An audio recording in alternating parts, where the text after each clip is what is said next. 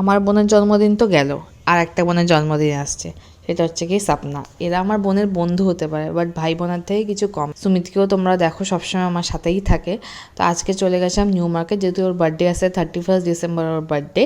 তো ওর কিছু কেনাকাটি করার ছিল, তাই ওর সাথেই বেরিয়েছিলাম কিছু কেনাকাটি করতে। অ্যান্ড খুব চিপ প্রাইসে নিউ মার্কেটে সব জিনিসপত্র পাওয়া যায়, তোমরা জানো। এই আংটিগুলোও কিনেছি, অ্যান্ড আমরা বার্গার কিংয়ে খাওয়া দাওয়াও করলাম। স্লিং ব্যাগটা নিয়েছে 200, সোয়েট শার্টগুলো নিয়েছে 150, আর এই যে কালারফুল চটিগুলো দেখলে সেগুলো 50 রুপিস করে নিয়েছে। তোমরা গেলে তোমরাও পাবে, বেশ ভালো ঘরে পড়া চটি ওইগুলো। আর এখানে দেখো না, টুকটাক কিছু চিকেন পকোড়া টাইপের পাওয়া যাচ্ছে, সেগুলোও কিনে খেলাম।